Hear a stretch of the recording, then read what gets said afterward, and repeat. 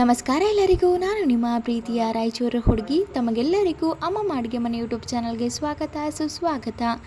ಇವತ್ತಿನ special recipe ಏನಪ್ಪ ಅಂದರೆ ಈವ್ನಿಂಗ್ಗೆ ಸಖತ್ ಟೇಸ್ಟಿಯಾಗಿರುವಂತಹ ಆಯಿಲ್ ಫ್ರೀ ಆಗಿರುವಂತಹ ಪಾಪಡಿ ಚಾಟ್ನ ಯಾವ ರೀತಿ ಮಾಡೋದು ಅಂತ ನೋಡ್ಕೊಂಡು ಬರೋಣ. ಮೊದಲಿಗೆ ಈ ಪಾಪಡನ್ನ ಯಾವ ರೀತಿ ಮಾಡಿದೆ ಅಂತ ನೋಡ್ಕೊಂಡು ಬರೋಣ. ಈ ಪಾಪಡನ್ನ ಮಾಡಲಿಕ್ಕೆ 1 ಕಪ್ಪಷ್ಟು ಗೋಧಿ ಹಿಟ್ಟನ್ನು ತಗೋಬೇಕು. ಆ ಗೋಧಿ ಹಿಟ್ಟಿಗೆ 1 ಟೇಬಲ್ ಸ್ಪೂನಷ್ಟು ಜೀರಿಗೆ ಹಾಕೋಬೇಕು, ಅರ್ಧ ಟೇಬಲ್ ಸ್ಪೂನಷ್ಟು ಅಜ್ವಾನ್, 1 ಟೇಬಲ್ ಸ್ಪೂನಷ್ಟು ಅಚ್ಕಾರದ ಪುಡಿ, 1 ಚಿಟಿಕೆಯಷ್ಟು ಅರಿಶಿಣ, ರುಚಿಗೆ ತಕ್ಕಷ್ಟು ಉಪ್ಪನ್ನು ಹಾಕಿ 1 ಟೇಬಲ್ ಸ್ಪೂನಷ್ಟು ತುಪ್ಪನ ಹಾಕಿ ಚಪಾತಿ ಹಿಟ್ಟಿನ ಹದಕ್ಕೆ ನಾದ್ಕೋಬೇಕು. ಅದಾದಮೇಲೆ ಅದರಲ್ಲಿ ಸ್ವಲ್ಪ ಹಿಟ್ಟನ್ನು ತಗೊಂಡು ಅದನ್ನು ಈ ರೀತಿ ಚಪಾತಿಯಾಗಿ ಮಾಡಿಕೊಂಡು ನಾವು ಇದನ್ನು ಎಣ್ಣೆಯಲ್ಲಿ ಕರಿಯೋದು ಬದಲಿಗೆ ಹಂಚಿನಲ್ಲಿ ಹಾಕಿ ತುಂಬ ಚೆನ್ನಾಗಿ ಸುಟ್ಕೋಬೇಕು. ಹಂಚಿನಲ್ಲಿ ಕಂಪ್ಲೀಟಾಗಿ ಕ್ರಿಸ್ಪಿ ಆಗಬೇಕು, ಅಲ್ಲಿವರೆಗೂ ಅದನ್ನು ಸುಟ್ಕೋಬೇಕು. ಅದಾದಮೇಲೆ ನೋಡಿ ಪಾಪಡ್ ಈ ರೀತಿ ರೆಡಿಯಾಗಿರುತ್ತೆ. ನೋಡಿ ಪಾಪಡಿ ಆಲ್ರೆಡಿ ರೆಡಿಯಾಗಿದೆ. ಈಗ ಇದನ್ನು ಯಾವ ರೀತಿ ಮಾಡೋದು ಅಂತ ನೋಡ್ಕೊಂಡು ಬರೋಣ.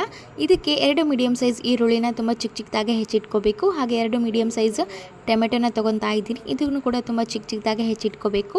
ಬೇಕಿದ್ದವರು ಹಸಿ ಮೆಣಸಿನ್ಕಾಯಿ ಕೂಡ ಹಾಕೋಬಹುದು. ಹಾಗೆ ನೋಡಿ ಇದು ಸ್ಪೆಷಲ್ ಮಸಾಲ ಶೇಂಗಾ ಚಾಟ್, ಇದನ್ನು ಕೂಡ ಹಾಕ್ತಾ ಇದ್ದೀನಿ. ಇದನ್ನ ರೆಸಿಪಿ ಕೂಡ ಮುಂಚೆನೇ ನಾನು ಶೇರ್ ಮಾಡಿರ್ತೀನಿ, ಅದನ್ನು ಕೂಡ ನೀವು ನೋಡ್ಕೋಬಹುದು. ಇದನ್ನು ಕೂಡ ಈ ರೀತಿ ಹಾಕಿ ಸ್ಪ್ರೆಡ್ ಮಾಡಬೇಕು. ನಿಮಗೆ ಸಾಧ್ಯ ಆದರೆ ಈ ರೀತಿ ಪೀನಟ್ ಮಸಾಲ ಚಾಟ್ನ ಮಾಡಿ ಹಾಕೋಬಹುದು, ಅಥವಾ ಬರೀ ಹುರಿದಿರುವಂತಹ ಶೇಂಗಾ ಕೂಡ ಹಾಕೋಬಹುದು, ಅದು ನಿಮ್ಮ ಚಾಯ್ಸು. ಅಥವಾ ನೀವು ಇದ್ರ ಬದಲಿಗೆ ಯಾವುದಾದ್ರೂ ಕೆಚಪ್ ಕೂಡ ಹಾಕೋತೀನಿ ಅಂದರೆ ಹಾಕೋಬಹುದು.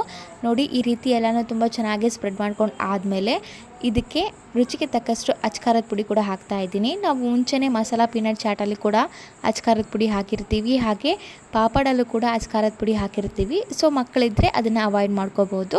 ನೋಡಿ ಆಲ್ರೆಡಿ ಮುಂಚೆನೇ ಹೆಚ್ಚಿಟ್ಕೊಂಡಿದ್ವಲ್ಲ ಈರುಳ್ಳಿ, ಅದು ಕೂಡ ಹಾಕ್ತಾ ಇದ್ದೀನಿ. ಹಾಗೆ ಮುಂಚೆನೇ ಹೆಚ್ಚಿಟ್ಕೊಂಡಿರುವಂತಹ ಟೊಮೆಟೊ ಕೂಡ ತುಂಬ ಚೆನ್ನಾಗಿ ಹಾಕೋಬೇಕು.